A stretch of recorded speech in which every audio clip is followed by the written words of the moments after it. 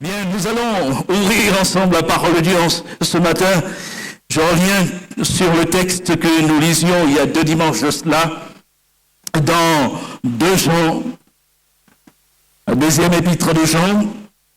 Nous pourrons la relire intégralement.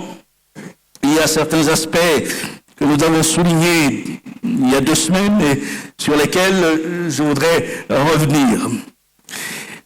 C'est l'apôtre Jean qui écrit ceci: l'ancien à Kyria, l'élu et à ses enfants, que j'aime dans la vérité. Et ce n'est pas moi seul qui les aime, mais aussi tous ceux qui ont connu la vérité, à cause de la vérité qui demeure en nous et qui sera avec nous pour l'éternité. Que la grâce, la miséricorde et la paix soient avec vous de la part de Dieu le Père et de la part du Seigneur Jésus-Christ, le Fils du Père, dans la vérité et l'amour. J'ai été fort réjoui de trouver de tes enfants qui marchent dans la vérité, selon le commandement que nous avons reçu du Père.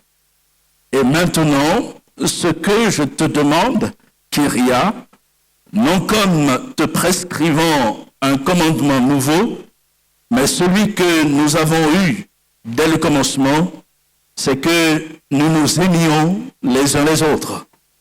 Et l'amour consiste à marcher selon ses commandements. C'est là le commandement dans lequel vous devez marcher, comme vous l'avez appris dès le commencement. Car plusieurs séducteurs sont entrés dans le monde, qui ne confessent point que Jésus-Christ est venu en chair. Celui qui est elle, c'est le séducteur et l'antichrist. Prenez garde à vous-même, afin que nous ne perdions pas le fruit de notre travail, mais que nous recevions une pleine récompense. Quiconque va plus loin et ne demeure pas dans la doctrine de Christ n'a point Dieu. Celui qui demeure dans cette doctrine a le Père et le Fils.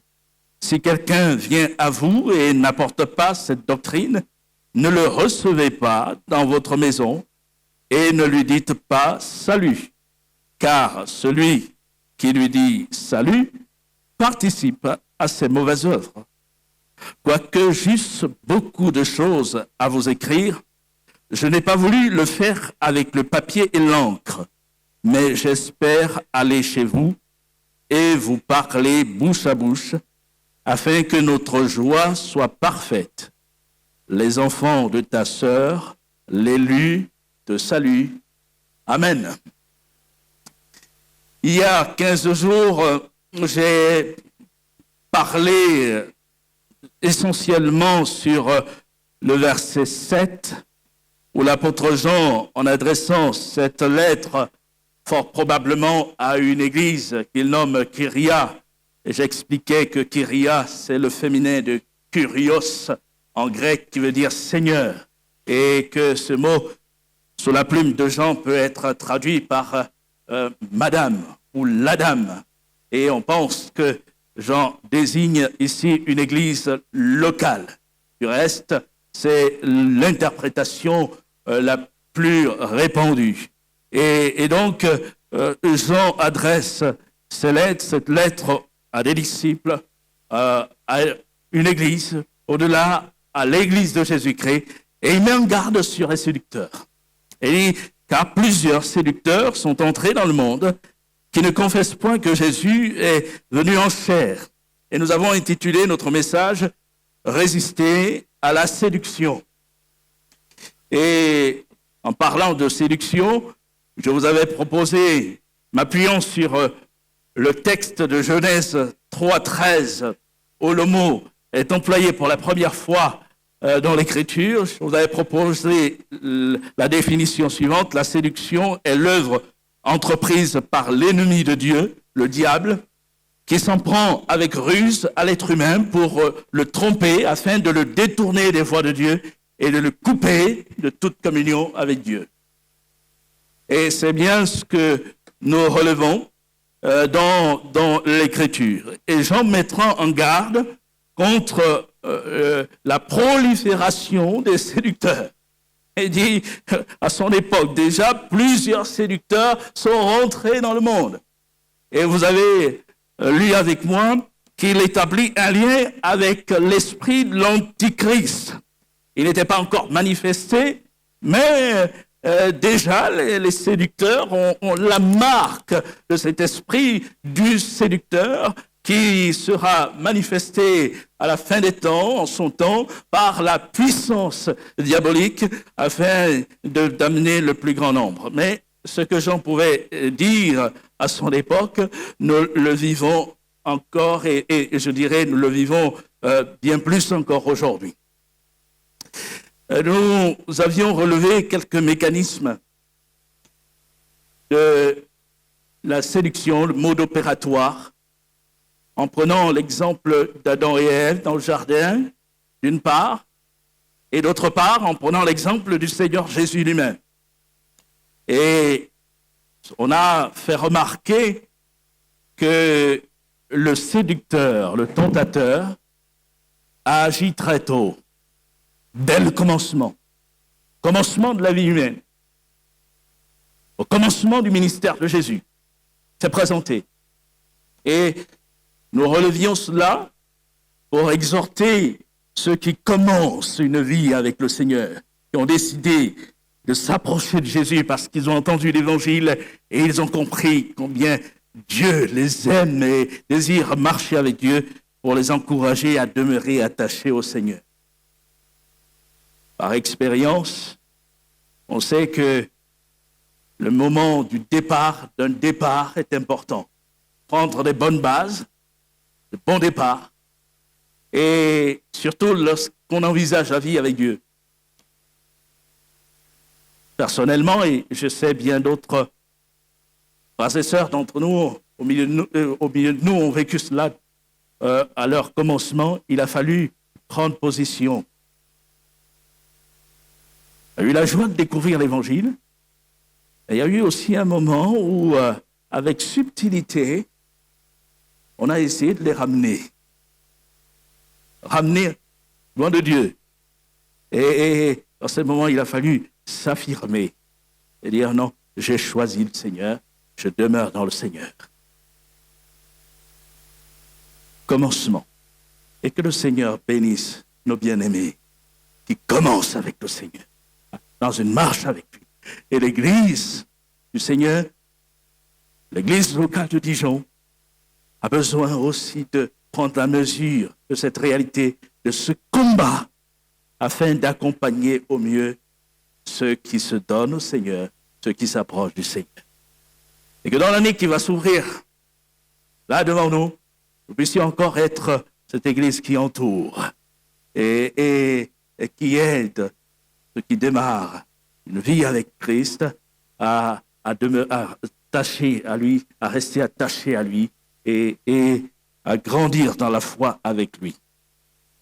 Nous disions que dans le mode opératoire, le séducteur se cache. Du reste, c'est ce que nous relevons dans le jardin d'Éden. Lorsque Dieu demande à Ève « Pourquoi tu fais cela ?» parlant du fait de manger le fruit de l'arbre de la connaissance du bien et du mal, elle répond « Le serpent m'a séduite et j'en ai mangé. » Elle ne dit pas « Le diable m'a séduite », mais le serpent. Il ne s'est pas présenté, il ne s'est pas dévoilé. Il est passé sous la forme d'un serpent, il s'est caché. Il n'a pas dévoilé ses intentions non plus. Et il s'est caché. Et l'œuvre de séduction revêt toujours ce caractère sournois, il se cache. Et les séducteurs, on ne révèle pas toujours leur fond et on vouloir détourner de manière subtile les gens de la bonne voie pour les amener à eux et les égarer, leur mettre le grappin dessus. Je ne vais pas refaire tout le message d'il y a 15 jours, juste rappeler encore que pour séduire, le tentateur s'en prend à la parole de Dieu. Il la questionne pour la tordre volontairement. Dieu a-t-il réellement dit? Il cite, mais en citant, il fait mal intentionnellement. Vous ne mangerez pas de tous les arbres du jardin. Et il savait ce que Dieu avait dit. Le tout, il le rajoute. Et il tord ce que Dieu a dit. Donc, il déforme pour semer le trouble, la confusion. Et on relève que la parole de Dieu n'est pas là pour nous troubler. Nous troubler, ravir notre paix, au contraire. Si elle doit nous troubler, c'est pour nous amener à réaliser notre position, afin que nous nous approchions de Dieu, non pas que nous nous éloignions de la parole de Dieu, mais que nous nous approchions de Dieu, et ainsi que nous mettions notre vie en règle avec Dieu. Alors, la joie et la paix de Dieu envahissent notre cœur. Donc, la parole de Dieu est source de paix, source de joie et de foi, d'assurance, et non pas de confusion et de déstabilisation. Et il contredit la parole de Dieu, vous ne mourrez point. Dieu a dit, vous mourrez, et lui va dire, vous ne mourrez point. Et les séducteurs ont souvent cette manière d'amener les choses pour s'écarter de la parole de Dieu et même la contredire. Jean dit, plusieurs séducteurs sont entrés dans le monde qui ne confessent point que Jésus-Christ est venu en chair.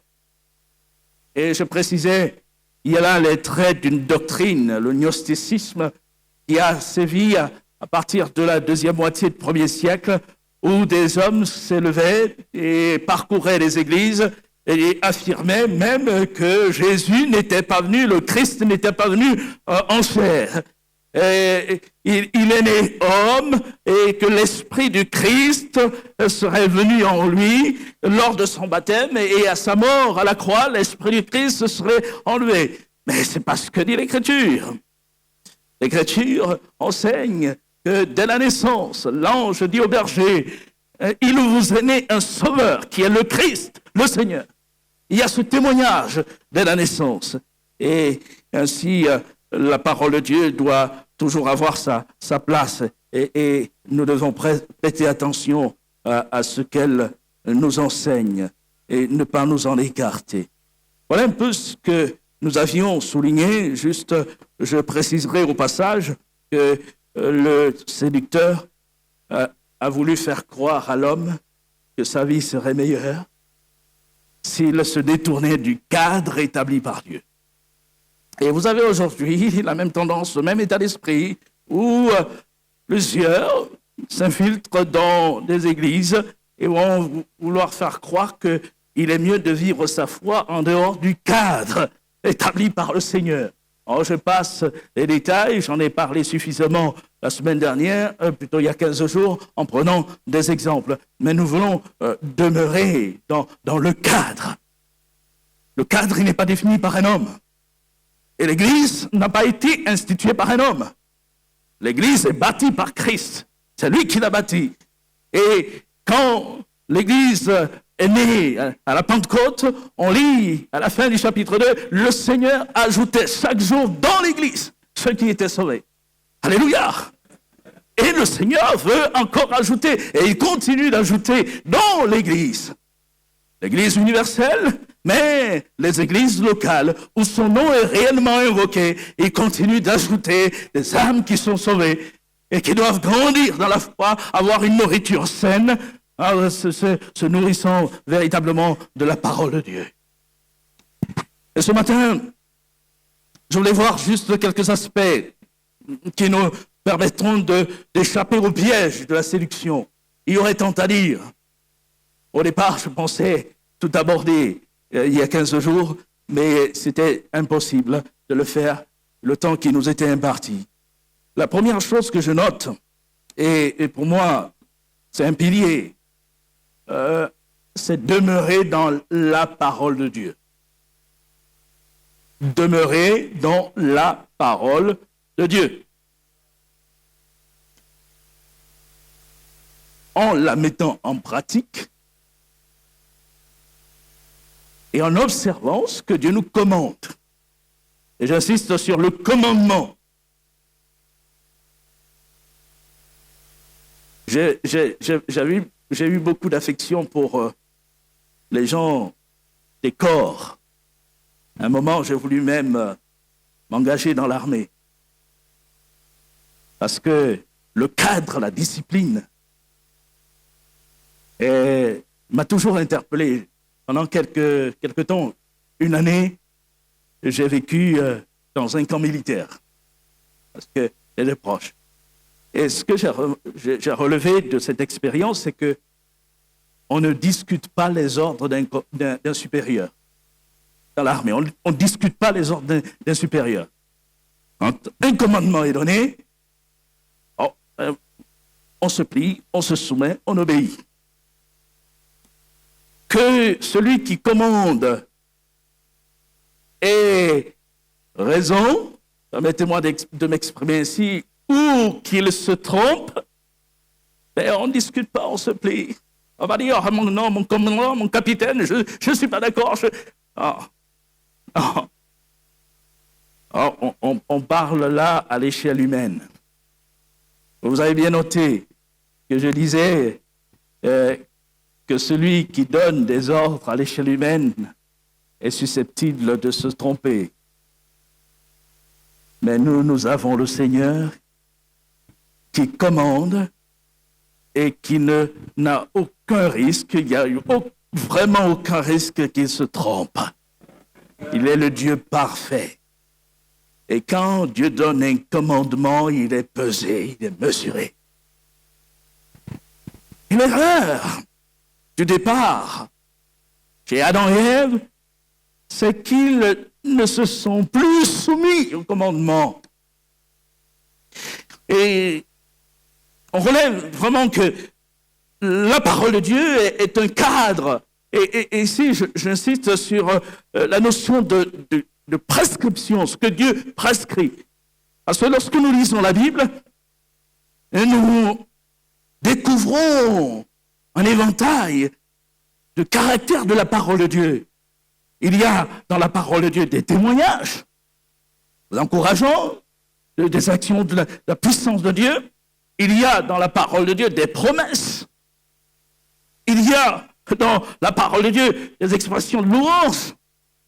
Et on peut bâtir sa vie en écartant l'aspect prescription, loi, commandement, en disant, bon, mais moi je ne prends que les promesses dans la parole de Dieu. Et je me les applique.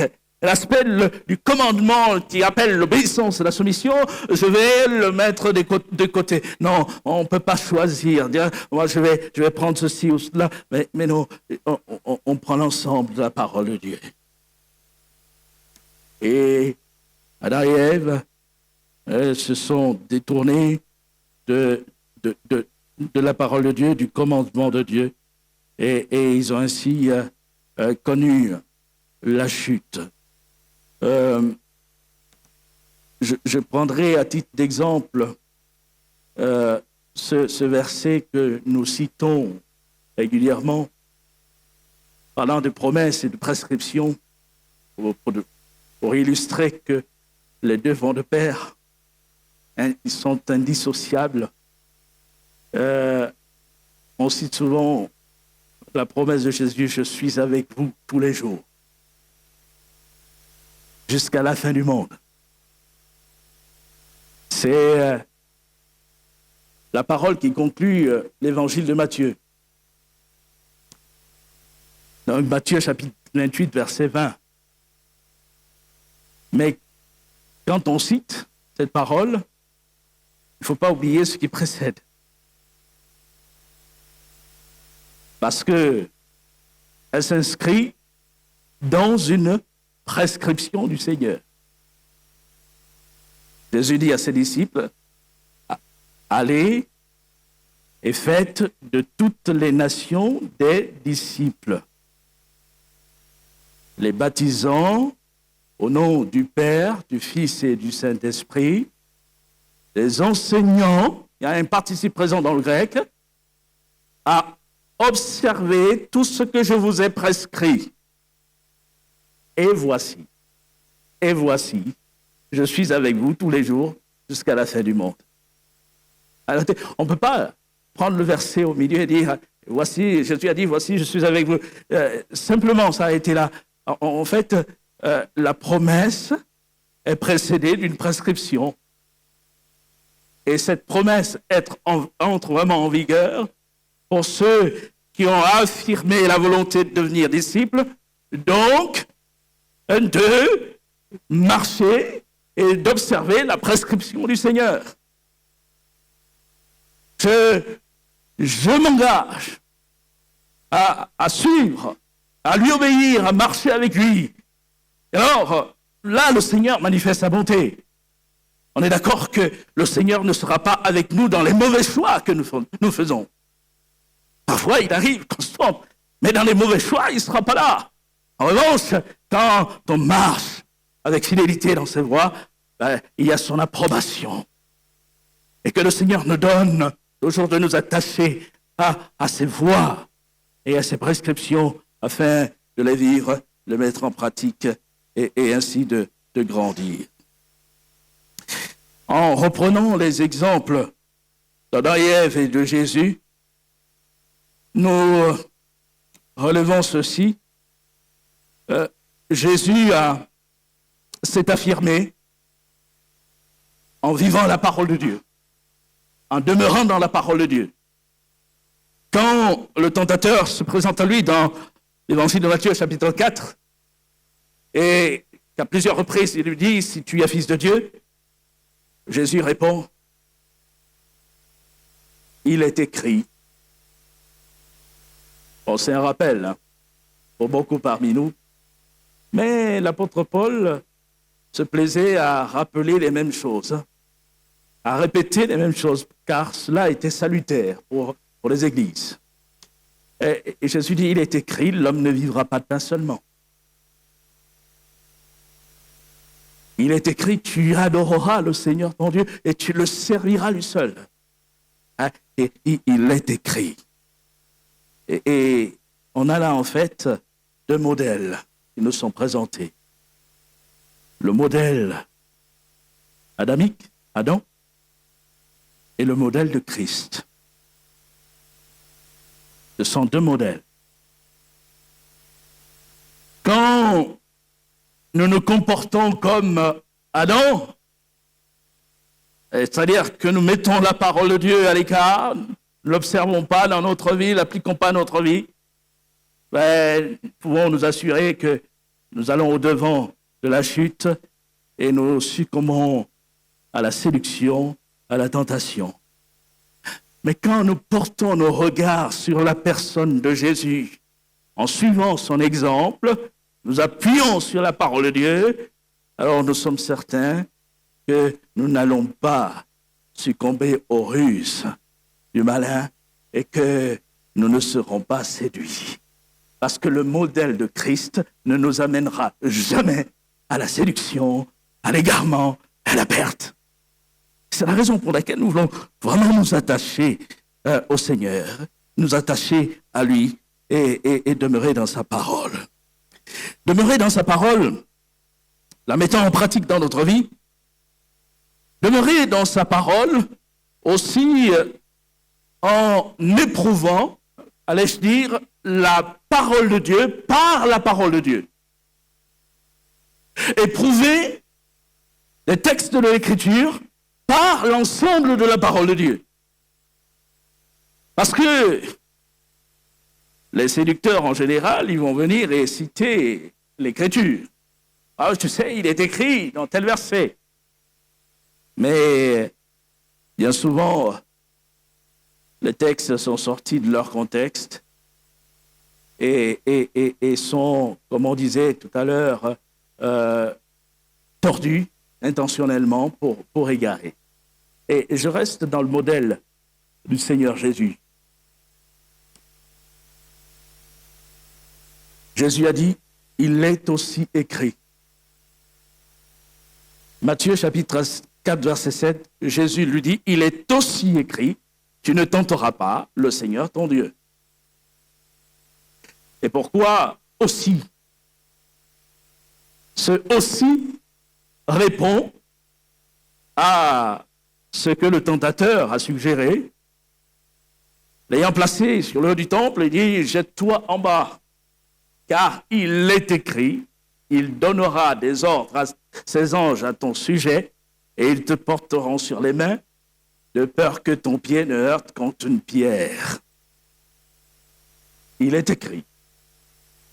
Mais c'est vrai, il était écrit dans le psaume 91, j'ai eu l'occasion déjà de le dire, mais je me répète, ce texte parle de la protection que Dieu assure à ceux qui se confient en lui.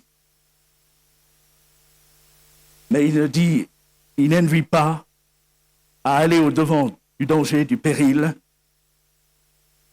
et rechercher le péril pour tenter Dieu. Il y a un proverbe dans ma langue vernaculaire, je vais traduire en français, qui dit « Tu ne conduiras pas la pirogue dans la gueule de l'hippopotame sous prétexte que Dieu existe. » Nous, on est des gens de l'eau, on navigue en pirogue, mais on pourrait dire, mais Dieu me garde, Dieu me protège, je ne crains rien puisque j'ai la foi, ça va, je peux foncer, il y a le danger, mais c'est pas grave. Et très, très jeune, enfant, ma mère me répétait souvent cela, tu ne conduiras pas la pirogue dans la gueule de l'hippopotame sous prétexte que Dieu existe. C'est pour que ça rentre. Quand il y a un péril, quand il y a un danger, on ne va pas foncer tête baissée en disant Dieu me garde, je vais y aller quand même. Je sais que en me dirigeant dans telle voie, en me retrouvant dans tel cadre, je m'expose à la tentation, à la séduction. Je ne vais pas dire je suis fort, je vais y aller. Et Jésus n'a pas dit je suis le Fils de Dieu, je vais sauter. Non, il est aussi écrit tu ne tenteras point le Seigneur ton Dieu. Et j'aime cet aussi. Pourquoi? Parce qu'il répond à un texte de l'Écriture par l'Écriture. Et c'est là une démarche que nous devons adopter. Quand on nous parle de l'Écriture, on dit il est fait ceci, il est écrit, avant de nous empresser à adopter un comportement, il est bon d'examiner est-ce que l'Écriture peut le confirmer ailleurs. Que dit l'Écriture? Et je trouve dans la démarche cet état d'esprit vécu par une communauté de Juifs, celle de Bérée. Lorsque Paul arrive en Europe, la première fois que l'Évangile atteint l'Europe, lors de son deuxième voyage missionnaire, il a parcouru la ville de Philippe, il a parcouru la ville de Thessalonique, et avant de se rendre à Athènes, puis à Corinthe, il arrive à Bérée. Et là, il annonce la parole de Dieu. Et l'Écriture nous précise qu'à Thessalonique, l'étape précédente, des Juifs s'étaient organisés pour monter la foule contre les serviteurs de Dieu qui annonçaient le message de la vérité. Et il est même précisé qu'ils étaient jaloux parce qu'il y avait beaucoup de Grecs, donc de non-juifs, qui se convertissaient, se donnaient à Jésus-Christ, et ainsi ils ont dit bien des mensonges, affirmant que Paul incitait les gens à se détourner de César pour s'attacher à un autre roi qui allait dominer sur eux, Jésus. C'était tourné de manière à ce que les gens se révoltent contre le message de l'Évangile. Et puis Paul a dû partir de Thessalonique, arriver à Bérée, et voici ce qui est dit. Ces Juifs avaient des sentiments plus nobles que ceux de Thessalonique. Ils reçurent la parole avec beaucoup d'empressement et ils examinaient chaque jour les Écritures pour voir si ce qu'on leur disait était exact. Alléluia. Ils ont reçu la vérité avec empressement. Et il faut toujours recevoir la vérité, la parole de Dieu, avec cet empressement de cœur. C'est la vérité. Mais vous avez noté qu'ils avaient des sentiments nobles. Ils n'ont pas reçu en fermant les yeux, en gobant tout ce qu'on leur disait. Mais ils ont reçu dans un esprit qui les amenait à examiner. Est-ce que c'est exact? Est-ce que c'est ce que dit la loi? Est-ce que c'est ce que disent les prophètes?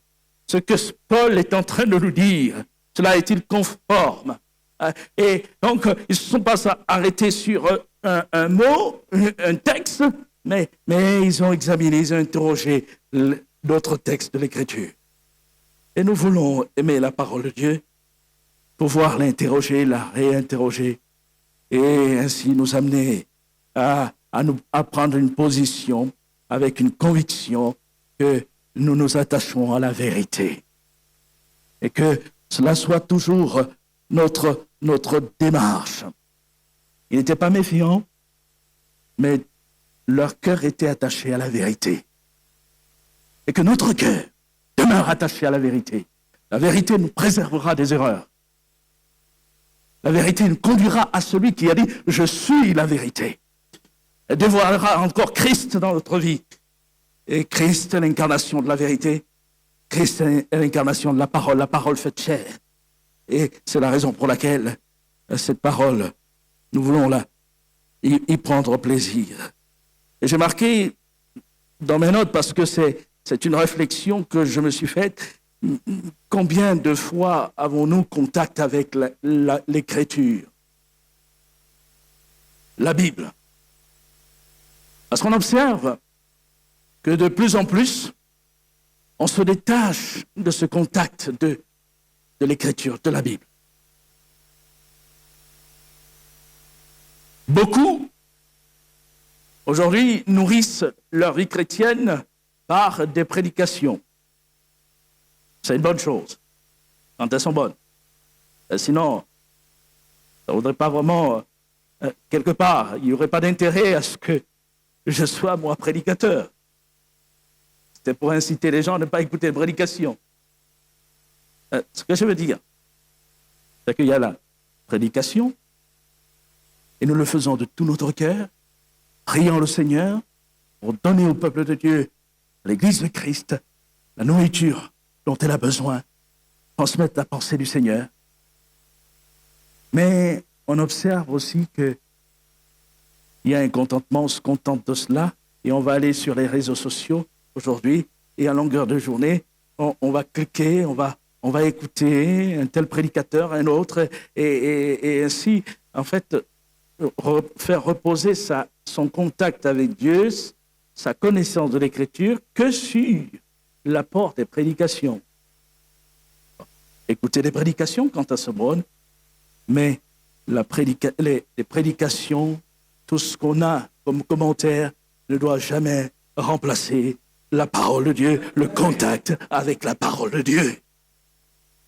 Gardez ce contact avec la parole de Dieu. Et manifester de la rigueur, la discipline, se discipliner soi-même pour pouvoir garder ce contact avec l'Écriture. On va dire, il est aussi écrit. Oui, ma foi, je veux la fonder sur ce qui est écrit.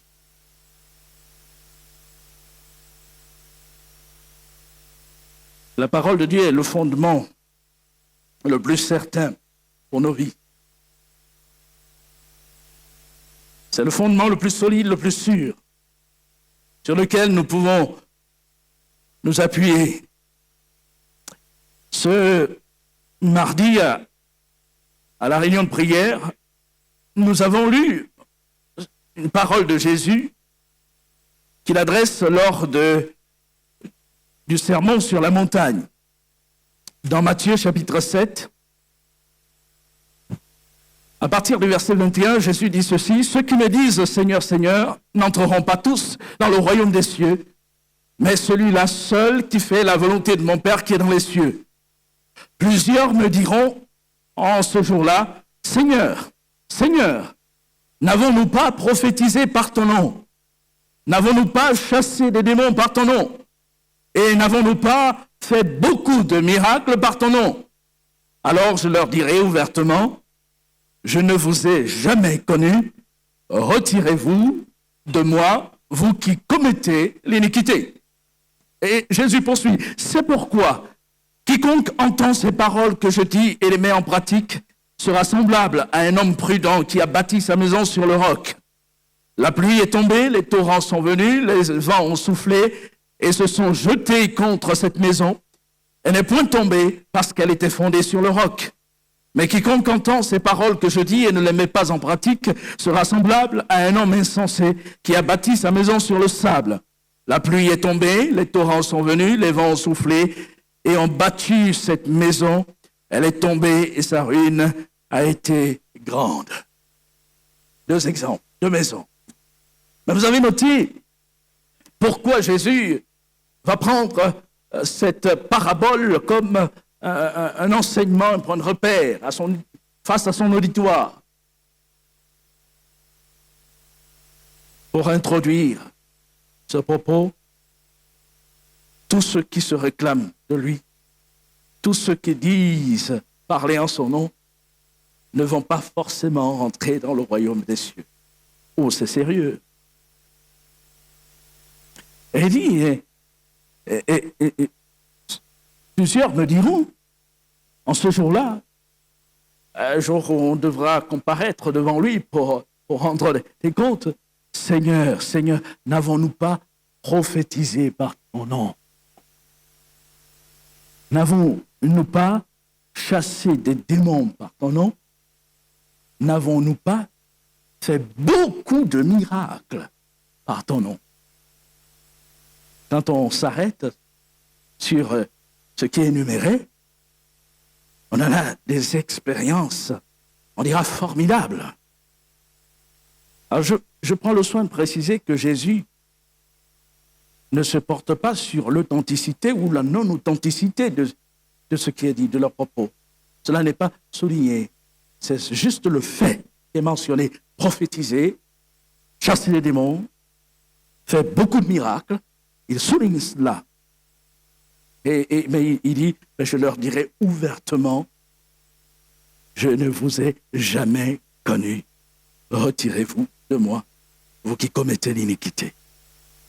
Donc, on relève qu'il y a une adéquation entre leurs actes, je dis vous qui commettez l'iniquité, et ce qu'ils professent.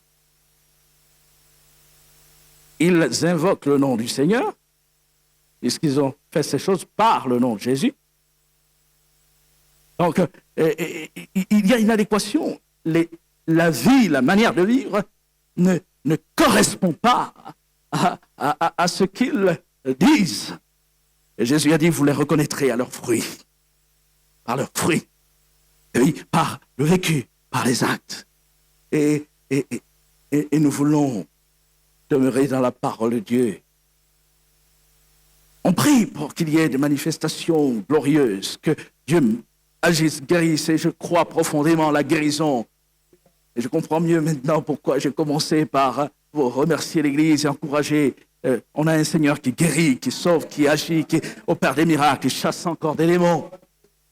Mais si on retient l'enseignement du Seigneur, on pourra quand même dire que tout cela n'est pas une preuve certaine d'une vie de piété. Pas une preuve certaine d'une vie de piété. Nous ne voulons jamais remplacer l'expérience vécue par la parole de Dieu ou la mettre avant la parole de Dieu. La parole de Dieu doit être au centre de notre vie et la parole de Dieu doit, elle, être la norme. On ne va pas, quelque part, jauger la vie d'une église simplement sur l'expérience. Des expériences glorieuses. Il en faut. Mais on ne va pas faire passer l'expérience avant la parole de Dieu. Ce ne sont pas les expériences qui doivent éprouver la parole de Dieu, c'est la parole de Dieu qui doit éprouver les expériences que nous vivons. Parce que des expériences, on peut toujours en vivre de toutes sortes. mais si elle sort du cadre de la parole de Dieu, alors là on se fourvoie et on se trompe, on s'égare. Et on est emporté dans une séduction. Alors que le Seigneur nous y aide. Amen. La parole de Dieu soit au cœur de notre vie. Aimons-la encore. Demeurons en elle. Attachons-nous à elle. Et n'allons pas au-delà. Comme les séducteurs dont parlait Jean, ils allaient au-delà de ce qui est écrit. Et Jean va exhorter l'Église à demeurer dans ce qui est écrit. Il dit, au verset 9, « Quiconque va plus loin ne demeure pas dans la doctrine de Christ. Celui qui demeure dans cette doctrine a le Père et le Fils. » Il est connu du Père et il est connu du Fils. Et que dans cette année qui s'ouvre, l'Église de Dijon, j'allais dire Kyria de Dijon, puisse demeurer dans la doctrine de Christ,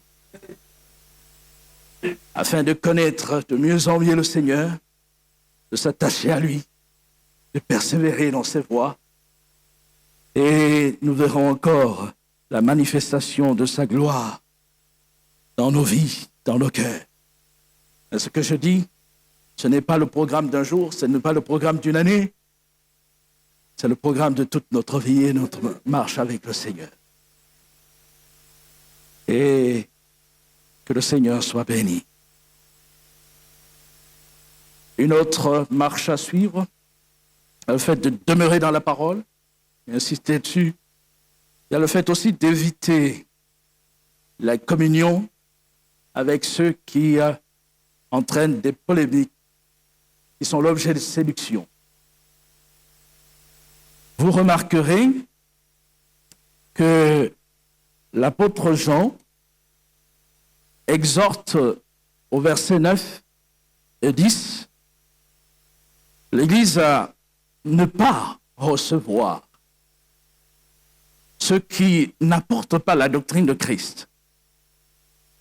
Quiconque va plus loin et ne demeure pas dans la doctrine de Christ n'a point Dieu. Celui qui demeure dans cette doctrine a le Père et le Fils. Si quelqu'un vient à vous et n'apporte pas cette doctrine, ne le recevez pas dans votre maison et ne lui dites pas salut, car quiconque lui dit salut participe à ses mauvaises œuvres. Bon, ici, le salut, on comprend bien que ça va au-delà d'un simple bonjour. Ah, c'est parce que Jean est en train de dire, ne dites pas bonjour aux gens. Ah, dans les règles de politesse, oui, on dit bonjour. Mais ici, le salut, c'est un peu comme une bénédiction, que Dieu te bénisse, que la paix de Dieu soit sur toi. Bon, Jean était hébreu, hein, donc on pense qu'il y a là cette allusion au shalom, shalom, la paix. Hein, mais quand on n'a pas Christ, quand on n'est pas dans les voies de Christ, on ne peut pas être dans la paix. Et on ne peut pas dire, ben oui, que le Seigneur te bénisse, que la paix du Seigneur soit sur toi, alors que tu es dans l'erreur. Non. Et ici, j'en mets en garde l'Église face à une réalité vécue, l'hospitalité. Ne pas exercer l'hospitalité quand on sait que les gens, ils ne confessent pas Christ et ils vont même à la rencontre de Christ. Ne pas les accueillir. Vous direz, mais c'est fort. Couper des ponts. Il y a des moments où il faut couper des ponts. Et permettez-moi de m'exprimer ainsi. Avec ceux qui veulent nous égarer, nous entraîner loin. Parce que là, vous direz, ben, c'est quand même dur. On ne transige pas avec la vérité. Et Jean va mettre l'accent sur le fait d'allier amour et vérité. C'est l'apôtre de l'amour. Et quand il vient dire, ne le recevez pas dans votre maison, on ne peut pas dire, mais Jean, il n'est pas amour. Ah oui, il a une position ferme. Et pour défendre la vérité, pour préserver le salut que Christ nous a accordé au prix de son sang, il faut cette rigueur, en position. Et souvent, quand on a adopté des comportements fermes, dans certaines situations, on s'est entendu dire « Oh, mais il manque d'amour. L'Église manque d'amour. Et les frères et sœurs, il manque d'amour. Comment peuvent-ils se comporter de telle et telle manière ?» Alors, bien sûr, vous entendez bien dans quel contexte je suis en train de m'exprimer. Surtout que dimanche dernier, Johnny nous a encore encouragés à l'accueil, à la parole de Dieu. Nous devons nous accueillir mutuellement et l'Église doit être accueillante. Mais il n'est pas question d'accorder foi à tout esprit et accueillir ouvertement tout esprit, intégrer tout esprit. On se doit d'examiner, d'éprouver l'esprit. Est-ce que vous appartenez à Christ, confessez Christ, vous êtes dans la vérité de Christ? Alors si oui, alors on peut s'associer et on peut marcher ensemble. Et que le Seigneur nous donne aussi d'avoir ce positionnement, pouvoir nous éloigner de ceux qui émettent des doctrines et des enseignements qui causent le trouble et qui éloignent du Seigneur. Alors, je précise que la motivation première, pour ma part, d'apporter ces choses a été de répondre à des besoins au milieu de nous. Il y a une sœur à qui on a proposé un livre.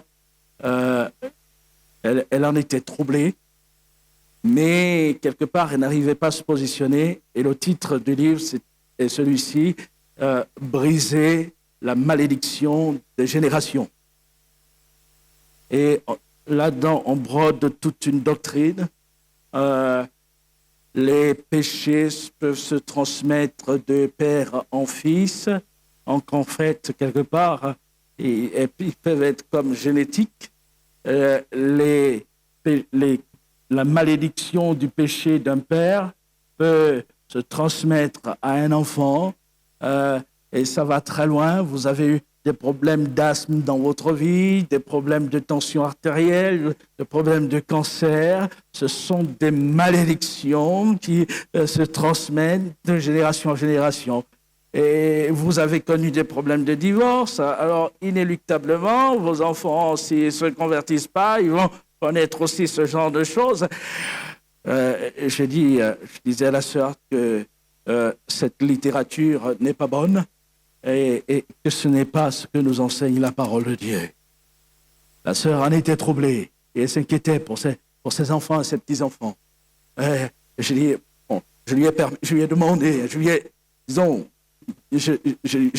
l'ai prévenu que j'allais en parler. Bien sûr, vous ne savez pas de qui il s'agit, mais sur le principe, il vaut mieux parler ouvertement à l'Église de ces choses, parce que si elle a pu avoir entre les mains un tel livre, d'autres peuvent l'avoir également en leur possession, et il est important de se positionner et de dire non, c'est pas ce que l'Écriture enseigne. Ézéchiel, chapitre 18, Dieu parle au peuple d'Israël qui prononçait souvent un proverbe. On a lu le texte il y a 15 jours. Et il disait souvent, les pères ont mangé des raisins verts et les dents des enfants ont été agacées. Et Dieu, à un moment, interpelle le peuple en disant, mais pourquoi dites-vous ce proverbe en Israël? Je suis vivant, dit l'Éternel. Vous n'aurez plus lieu de dire ce proverbe. Toutes les âmes sont à moi, l'âme du Père comme l'âme du Fils. Et l'âme qui pêche, c'est celle qui mourra. Donc Dieu place chaque homme face à sa responsabilité. Non, Dieu n'impute pas aux enfants le péché des parents. Même si les actes commis par les parents dans certains cas, peuvent avoir des répercussions et des conséquences sur le vécu des enfants. Mais Dieu n'impute pas le péché des parents aux enfants. Ce n'est pas biblique, c'est pas ce que l'Écriture enseigne. Et là, nous devons de dire, il est aussi écrit. Et de prendre position et dire, non, une telle littérature, je n'en veux pas. Une telle doctrine, j'en veux pas. Je m'éloigne, je m'en éloigne. Et demeurer dans le cadre saint de l'Écriture pour avoir une foi saine. Que le Seigneur nous bénisse. Juste, en dernier point, je ne vais pas le développer. Vous connaissez ce point suffisamment pour éviter de tomber dans les ruses des séducteurs. Nous avons besoin d'avoir une vie de prière, d'avoir la communion avec le Seigneur. Quand le tentateur se présente à Jésus, il vient de passer 40 jours et 40 nuits dans le jeûne et la prière. Il a prié. Et l'Écriture nous dit que Jésus a triomphé, a été exaucé par sa piété, mais aussi par le cri qu'il a poussé vers le Père. Pensez à ce passage ce matin qui nous parle du service de Christ en tant que sacrificateur. Hébreux chapitre 5, verset 7. Il dit, c'est lui qui, dans les jours de sa chair, ayant présenté avec de grands cris et avec larmes des prières et des supplications à celui qui pouvait le sauver de la mort, et ayant été exaucé à cause de sa piété, a appris, bien qu'il fût fils, l'obéissance par les choses qu'il a souffertes. Et ce que je retiens dans ce texte, c'est que l'auteur, inévitablement, pense à Gethsémani, quand Jésus a éprouvé des angoisses et qu'il voyait l'heure où il allait être livré et élevé au bois s'approcher, et il a poussé de grands cris et il a adressé des prières et des supplications avec larmes. Et c'est là il a eu la victoire. S'il est possible que cette coupe s'éloigne de moi, toutefois, non pas ce que je veux, mais ce que tu veux. Oui, l'heure était terrible. Pesait. Mais on n'aime pas souffrir, l'homme n'aime pas souffrir. Et il savait que des souffrances atroces l'attendaient. Mais non pas ce que je veux, mais ce que tu veux. Et en prenant cette victoire, il est allé jusqu'au bout. Et à la croix, nous savons ce qui s'est passé. L'ennemi est revenu à l'assaut, alors qu'il était en proie aux souffrances. Si tu es fils de Dieu, descends de la croix. Et les principaux sacrificateurs, on lirait dans le chapitre 27 de l'évangile de Matthieu, de reprendre, et oui, il a sauvé les autres, qu'il se sauve lui-même, qu'il descende de la croix, s'il est le Christ, le roi d'Israël. Et ils ajoutent, nous croirons en lui. Mais non, Christ n'est pas descendu. Il y avait là encore un assaut, séduction.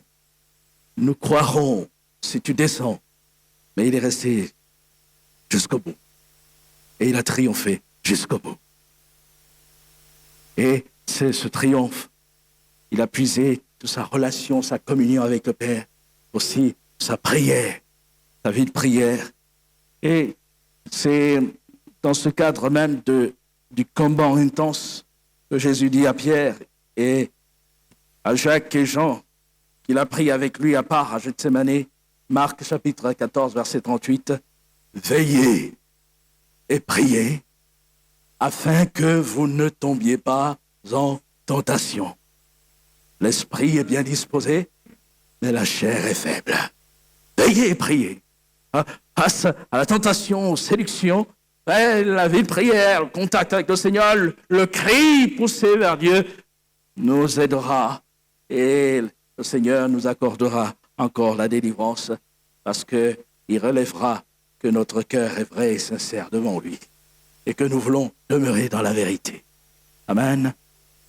Alors, que cette année encore, notre vie de prière, nous en avons entendu parler dimanche dernier, qu'elle soit intense, ancrée dans la personne de Jésus, cherchant le Seigneur, suivant le modèle de Christ. Et ainsi, nous triompherons encore et nous tiendrons debout à la gloire du Seigneur. Amen.